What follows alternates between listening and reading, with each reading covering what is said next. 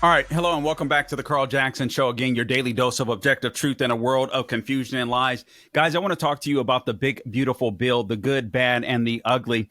And I couldn't think of anyone better to talk about this with me than E.J. Antoni of the Heritage Foundation. You can find him on X at Real EJ Antoni, Antoni, at Real EJ Antoni. EJ, welcome back to the show. I appreciate you coming on. Carl, my pleasure. Thanks for having me again. Absolutely, man. And you're always looking spiffy, and I love talking to you about this stuff.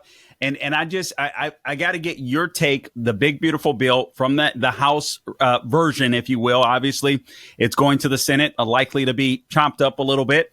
And then it'll return to the House and we'll go from there. But I do have to say, I'm not as impressed as some people are. Maybe you'll sway me one way or the other. But I have some questions that I'd love to ask you. But give us your take right from the get-go with this bill, EJ. Well, Carl, I think you really hit the nail on the head when you described it as the good, the bad, and the ugly, like the Clint Eastwood film. Look, it does have good parts to it. I really like the fact, for example, that we are extending different parts of the Trump tax cuts, some of which have been made permanent, some of which get at least a temporary extension. I really like the fact that we're going to get rid of about 1 million illegal aliens who are currently receiving Medicaid. We're going to get them off the rolls, so they're no longer going to be mooching off the taxpayer. Again, there are some really good provisions in this bill. Now, that being said, here's where we get into some of the ugly. Probably the most pro-growth part of this bill is the expensing, where essentially a business, let's say you own a factory, a manufacturer, they want to buy some new equipment, they can expense that immediately when it comes to their tax liability. Right. Now, that is only temporary, which is not good, right? We want that to be permanent. It's the most pro-growth part of the bill. You don't want a factory, for example, to buy a piece of equipment that they have to pay for entirely today, and then they only get to expense a little bit of it, and then it takes another 39 years in some cases for the rest of the expensing to happen. And at that point, inflation has eaten away a lot of the value. And then there is just some bad in here. For example, we don't cut anywhere near enough spending. All we do is basically slow and only marginally slow the rate of increase. That's very, very troubling. And you could see the bond market react when this bill first got passed by the House, essentially, and people realized that we don't have anywhere near the level of spending cuts that we thought we were going to get. Now, all that being said, the Senate is going to have their own go at it right now, and I think they're going to make it better, not worse. You have a good number of senators who have already said they are not going to vote yes on this bill without significant improvements. That's a really good sign, because it means that we're probably going to get more spending cuts and probably even more tax relief. And then the wild card that we just got literally a few minutes ago is this court ruling where they essentially said President Trump cannot use IEPA in order to implement these different tariffs. That means that now a new source of international revenue, if you will, might be on the table, a border adjustment tax. That would be a real wild card, something that I think would be very, very beneficial if the Senate could add that in. Would that be, in your opinion, better than a tariff, or kind of same deal? Definitely better overall, Carl. Absolutely. Now, the difficulty, of course, is that it requires legislation to make it happen. It's not something that the executive can simply quickly write into, with an executive action. But that being said, a border adjustment tax has a lot of advantages over tariffs. One of the problems with the not the current anymore, but the previous tariff structure was the fact that essentially, if you have products that have to cross a border multiple times, like when we are making car parts and sending it to Mexico, and then they are further manufacturing the car parts, further refining them, maybe putting the parts together, and then it gets sent here into the United States for a final vehicle assembly. Every time you're crossing a border, You're going to end up slapping additional tariffs on that product, so that the final end product, in some cases in North America, could be subject to a tariff 6 times. That's not an exaggeration. And that's also not what we want. We want essentially a system where you are only going to be taxing the additional value of an import and not tax the export. And a BAT would do exactly that, a BAT or a border adjustment tax. And EJ, I have to ask you this because obviously there's a lot of people out there. Even Stephen Miller came out and said after Elon Musk admitted that he was disappointed about the spending that he saw in the House version in order to stop the bleeding, if you will, or chaos. Stephen Miller came out right away and posted on X, wait a minute, we can't make these cuts during budget reconciliation. Obviously, there's a rescission process. President Trump wants to work his way through that. But here's my concern. First off, I got to be completely honest with the audience, EJ. This is why I think it would have been much better for Republicans, frankly, to do one bill at a time instead of a big, beautiful bill. And I want Trump to get his agenda passed. I do not trust Republicans. I'm sorry to say it, but I don't. When it comes to our money, I say that as a conservative, but these guys get a little weak-kneed, and then I feel like they try to gaslight us, and they don't go to Washington to do what we sent them there to do. Would it have been better for them to just have singular bills instead of this big, beautiful bill? Because frankly, I'm frustrated with the gaslighting from Republicans. I really think the Democrats are in absolute chaos. Their party is a disaster. I think the only thing that will allow them to get back in power, EJ, is a weak, feckless Republican Party that does not do what they say they're going to do. Well, Carl, that unfortunately has been the problem for a while with the Republican Party. Let's not forget that they were sent during the last midterms to D.C. to really derail Biden's anti-growth, anti-America agenda. And unfortunately, a lot of those Republicans ended up going along with it. Not all of them, obviously, but there were bipartisan, multi-trillion-dollar spending bills that were passed in the last administration. That's clearly problematic. And to your point, with conservatives like these, who needs liberals, right? Or I should say with Republicans like these, who needs Democrats? Because clearly they're not true conservatives. Going back to your question on should we have done the two separate bills or maybe even three separate bills, I really can't answer that. I just don't know the political alliances well enough. What I mean by that is a Republican who might have been a no vote on the tax bill individually, but might have voted yes on one of the other bills, might be able to get that person to vote yes on taxes, given the fact that it's all one big amalgamation. Yeah, and honestly, that's a fair point. I believe if I recall correctly, I believe I heard Trump make that point recently. He would like more cuts, so he says. But obviously, you want to get as many people to participate and go along with the bill as possible.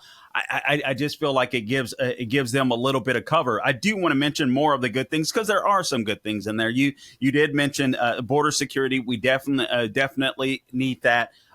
Eliminates tax on tips and overtime pay.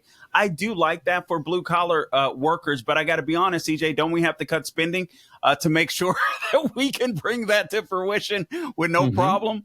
Right, absolutely. Especially with the overtime provision, the tax on tips, I like it for two reasons. One, it's pro-growth, right? The harder someone works, the more tips they get. We don't want to penalize that. The other thing is that when it comes to tipped income, the Treasury Department typically has to spend just as much that it will get in those tax receipts on enforcement. In other words, for every dollar that the additional dollar they want to collect in tip income revenue, they need to expend a dollar in terms of an enforcement mechanism. So it's a complete waste. So I really like that. I also like getting rid of the tax on overtime because, again, there's a supply side effect. There's a pro-growth effect there where the harder someone works, the more productive they're being, the less they're going to get taxed. I think that's a great idea. So again, to your point, Carl, there is good stuff in this bill. It's not as if the whole thing is horrible, but like all compromises that work their way through the abattoir of Congress, look, it's very ugly. We're watching the sausage being made here, as Otto von Bismarck said. Fair. It is an ugly process, and it's going to be a compromise, and not everyone's going to get what they want. Okay, we only have a minute left in this block. Extending the 2017 tax cuts, EJ? extending, quote unquote. That's a bit disappointing. I'm hoping the Senate will change that. Yeah, absolutely. We want them to go even further. We don't just want the existing marginal rates to stay the same, for example, but we want marginal income tax rates to go down. We want the corporate income tax rate to go down. One of the reasons why the original Trump tax cut was so wildly successful, yes, dropping personal income tax rates was good, but the big drop in the corporate income tax rate was tremendous. It meant that workers got faster pay raises. It meant that consumers paid lower prices, and it meant that shareholders got a faster rate of return. Okay. I'm speaking with E.J. Antoni of the Heritage Foundation, economist, a brilliant one. You can check him out on X at Real E.J. Antoni. We'll be back with more after the break. You are listening to the Carl Jackson Show. You can follow me on all things social media at Carl Jackson Show, at The Carl Jackson Show, X, Instagram, and Facebook primarily, and subscribe to my podcast, The Carl Jackson Show, Salem Podcast Network, or wherever you go to get your podcast. We'll be back. Hey guys, welcome to the Carl Jackson Show. I do want to talk to you about mypillow.com. As you know, our friend Mike Lindell has a passion to help everyone get the best sleep of your life. He didn't stop by simply creating the best pillow. Mike created the best bed sheets ever. They look and feel great, which means an even better night's sleep for me, which is crucial for my busy schedule. Man, isn't that the truth? Mike is offering the best deal on his Giza Dreams bed sheets, any size and any color, just $49.98. That's right. You could even get queens, kings, split kings, and cow kings, any size and any color, just $49.98. Order now, because when they're gone, they are gone. Also, for a limited time, when your order is over $100, you will receive $100 in free digital gifts. That's pretty cool. Again, when your order is over $100, you'll receive $100 in free digital gifts. All you have to do is call 1-800-858-0263. Use the promo code Carl, C-A-R-L, or go to mypillow.com. Make sure you use the promo code Carl for the amazing offer of $49.98 on the Giza Dream Sheets, any size, any color. That number again, 800-858-0263, or use promo code Carl at mypillow.com.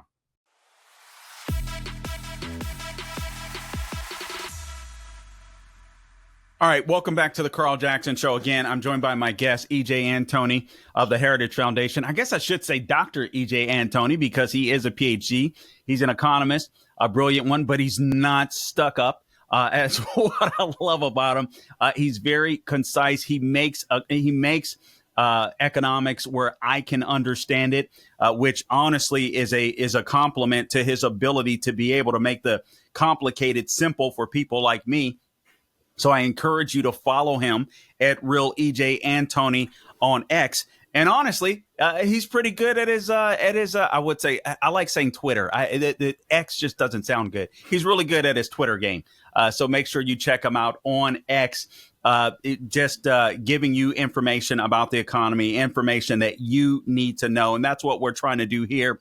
We want Trump to be a success. We want this presidency to be a success. Frankly, we want the value of the dollar to increase, and we want the economy to be a success. I just think Republicans can do more, and there is some good stuff. EJ, let me ask you about this. Regarding the estate and gift tax, the bill institutes a permanent and inflation-adjusted exemption level of $15 million that begins in 2026. Talk about that, if you would.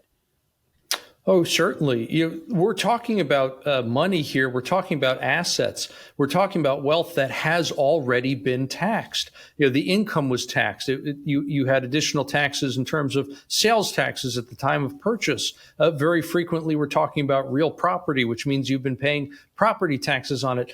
So this is all stuff that has been taxed at multiple layers by multiple jurisdictions. It makes absolutely no sense to tax it yet again when someone passes away or when someone wants to pass one asset to a future generation. So it's really, really good that we are seeing this inflation adjustment here and a relatively high exemption.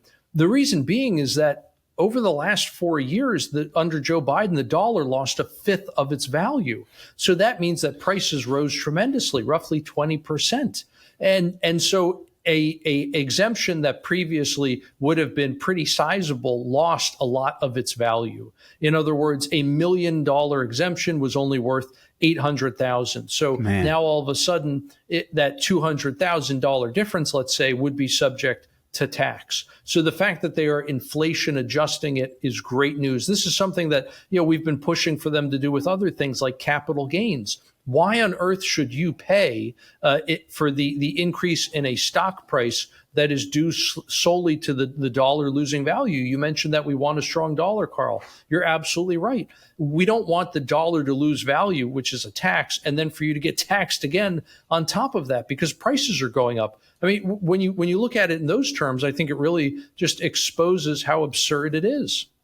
And if I could circle back to Medicaid reform, and I know the left is out there, oh, he's cutting Social Security, he's cutting Medicaid. Frankly, I do believe that we need to deal with this in the long run. That's not what Trump said he's going to do, but what we are going to do, or what he is intending to do with this House and Senate, is at least reform Medicaid. And that does mean that illegal immigrants should not be getting Medicaid so that it could remain solvent for American citizens. I don't understand why that's a bad thing, and I don't understand why Republicans can't seem to communicate that, EJ, because that is a good thing.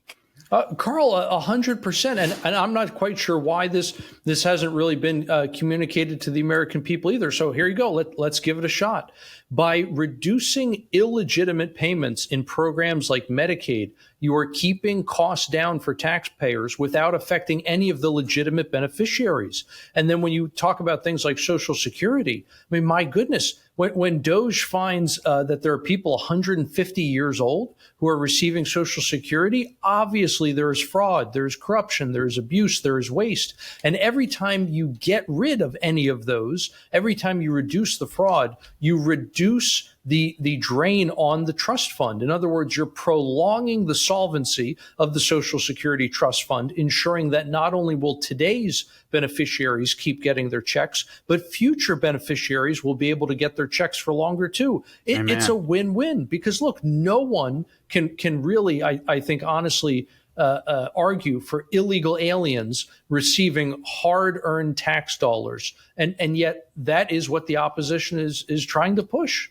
Yeah, I mean, it's absolutely insane to me. I don't know why Republicans aren't shouting this from the mountaintop. I mean, it's either thievery, it's thievery versus the needy. Illegal aliens, as you said, should not be getting Medicaid.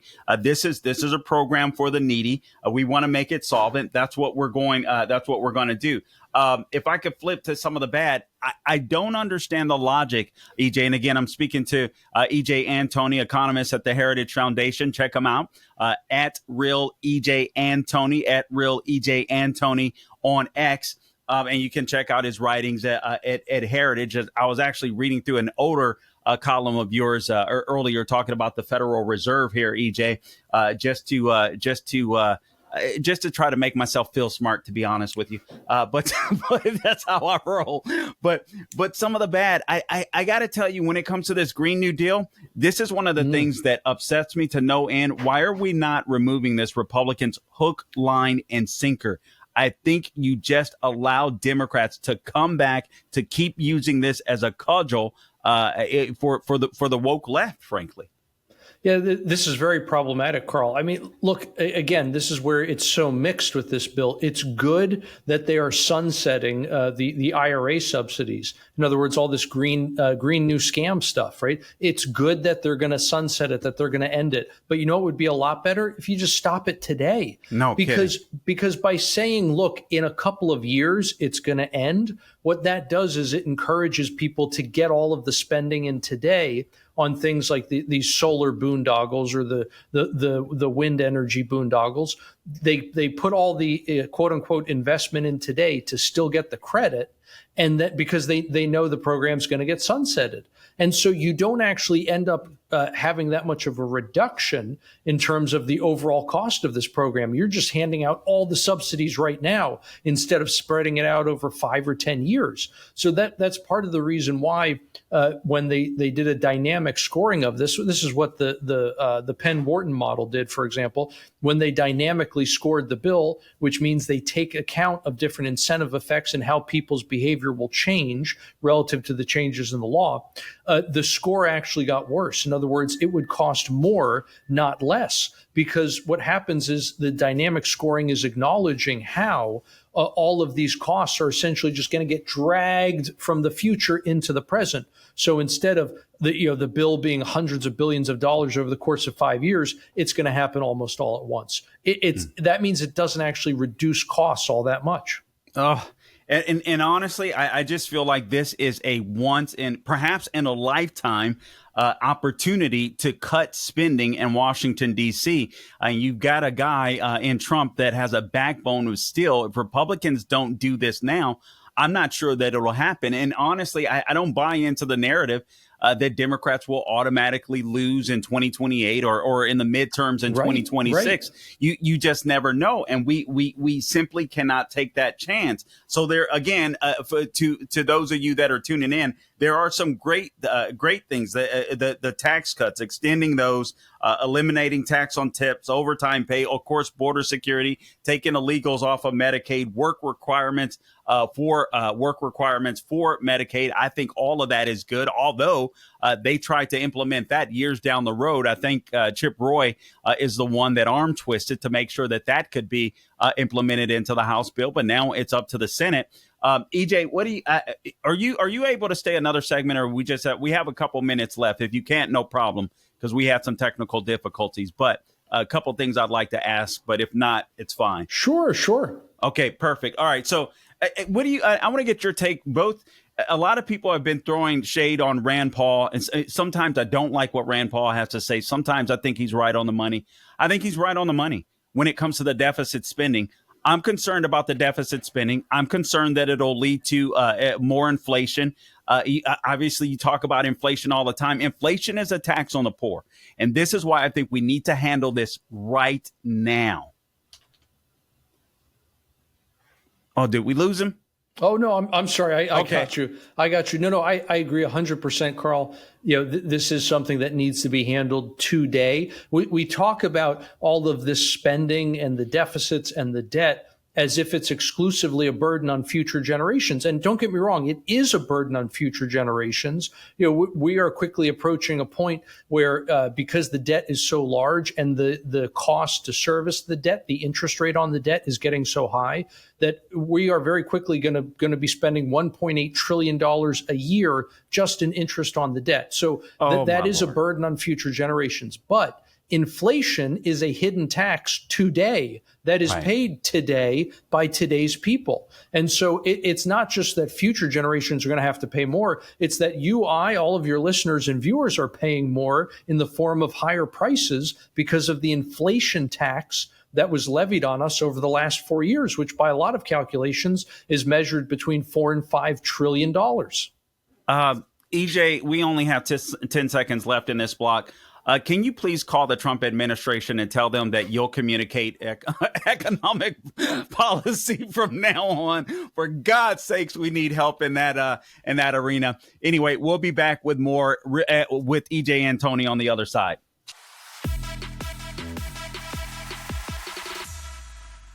All right, welcome back to the Carl Jackson Show. Again, I'm joined by my guest, E.J. Antoni of the Heritage Foundation, economist. You can find him on X at Real E.J. Antoni, Antoni. Make sure you check him out. He's really good on. I can't say X. He's really good on Twitter. It's called X, but I for some reason, old habits die hard. It's always going to be Twitter, and it's weird. It flows better. But anyway, so check him out. Twitter, X. All right. I guarantee you'll love his work. Make sure that you read his work. And I think he offers fair and honest assessments of the economy. In other words, he's not and fresh and fresh ideas. He's not a hack. In other words, frankly, I think there's some people out there, even on our side, even on our team, that sometimes that are just cheerleaders. And I'm like, listen, man, when it comes to money, when it comes to people's money, when it comes to the economy, I think the economy unifies Americans. And I think it's something that we have to get right. Especially, I believe that Trump has a mandate to do it. And I think it's immoral for Republicans not to do it. And I get so sick and tired of the people that are the canaries in the coal mine, if you will, that are crying out, hey, listen, this debt, these deficits, it's out of control. We got to do something about it. And then Republicans do nothing about it. There's got to be a difference between the parties. We can't have a uniparty in Washington, D.C., especially now, because we don't know when we'll get this shot again. Let me go back to some of the bad. I'm going back and forth again. I'm joined by my guest, E.J. Antoni of the Heritage Foundation, great economist. But here's some of the bad. I'm reading from Tax Foundation. Rather than making the most pro-growth features permanent, the bill spends far too much money on political gimmicks and carve-outs, resulting in a package that provides a modest boost to the economy, but a huge fiscal cost. It introduces tax exemptions for overtime pay and tips, as well as a deduction for auto loan interest and a new additional standard. I disagree with that part, actually. And a new additional standard deduction, however, available for all seniors, all of which violate basic tax principles of treating taxpayers equally. You agree or disagree with that part? Well, look, there's a couple. We already talked about things like overtime, right? And yeah. I'm okay with getting rid of auto interest in terms of making that deductible. I am too, actually. And the reason for that, it's the same reason that I'm for getting rid of make all interest tax deductible.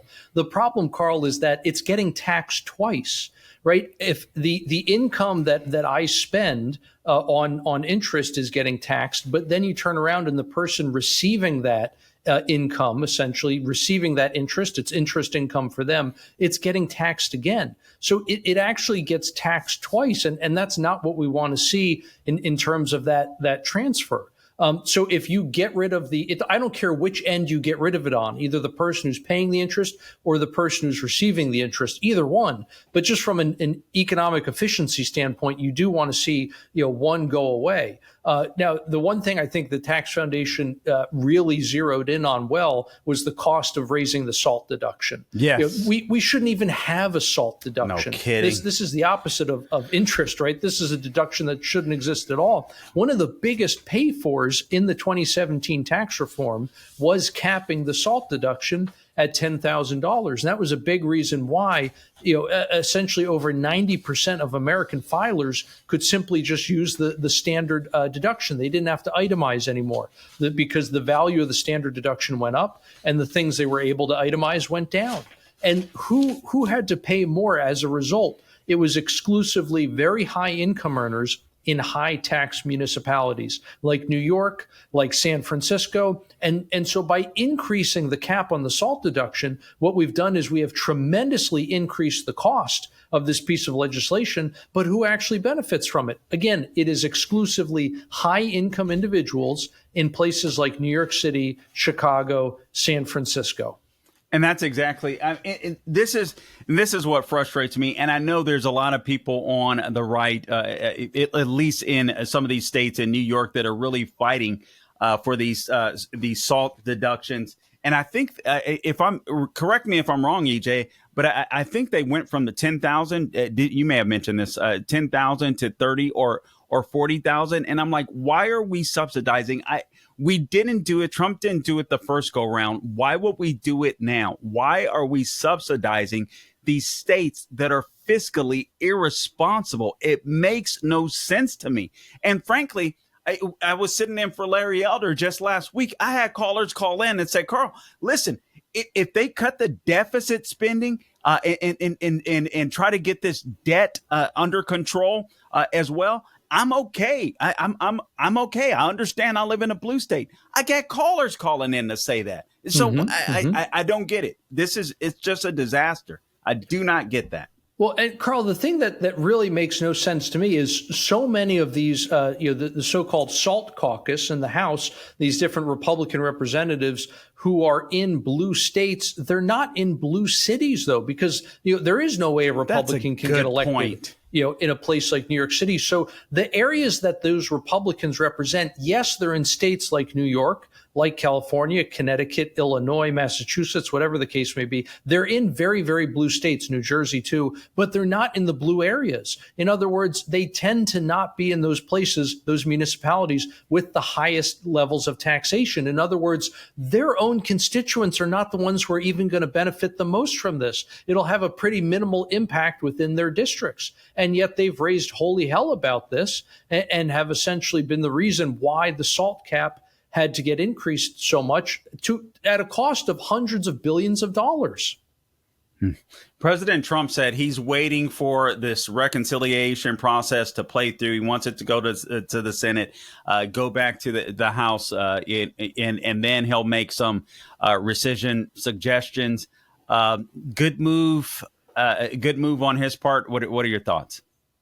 Well, the great thing about rescissions is that the margins you need are just like reconciliation. You only need simple majorities. You don't have to worry about the filibuster in the Senate. Now, I think, look, I'm no constitutional attorney. I can recommend one to you, but I know I am not. I'm a monetary scientist, not a political scientist. But from my limited understanding, a lot of the cuts that you can make through rescission could not work through reconciliation just because of the rules of the different processes. So that means you have to do them separately. Because my big question, Carl, was, look, if you just need a simple majority in both cases, why not do them together? There are procedural concerns, it looks like. Now, all that being said, I would have really loved if we could have gotten all of those rescissions done first. Exactly. I think that would have made this bill an easier pill to swallow for the real deficit hawks, especially in the Senate. Guys like Senator Ron Johnson, for example, who I love dearly. I think he does great work. Yeah. But it's going to be very hard to convince him to vote for something that's going to explode the deficit if you don't already have the rescissions in hand, right? One in the hand is worth two in the bush. Promising that you're going to get a bunch of stuff done through rescissions in the future is not nearly as powerful a negotiating tool as rescissions that are already done. Yeah, I totally agree with that. I'm so appreciative of Ron Johnson. We actually have the clip. We won't play it now, but I'm so appreciative of him. Actually, Rand Paul, even Rick Scott came out the other day. Yes. Which I was glad to see and hear. That's one of my senators here.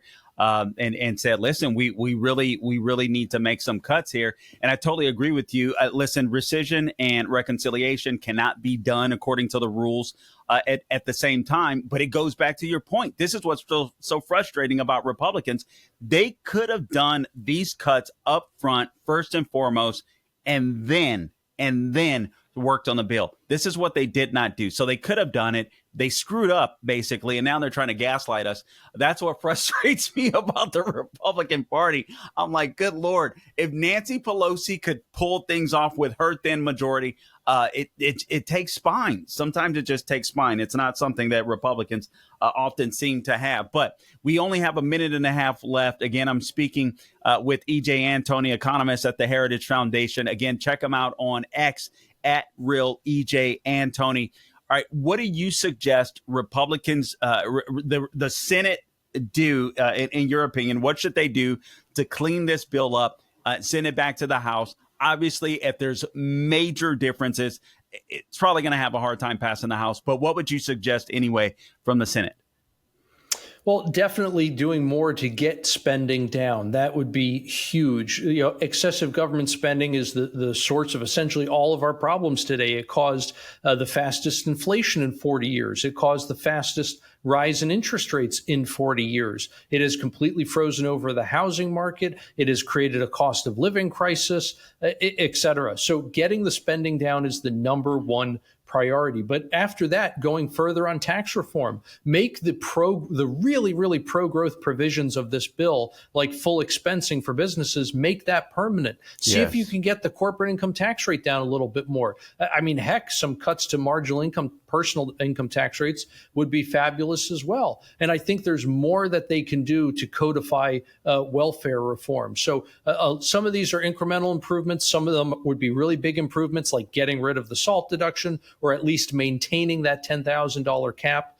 So a lot of work still to be done.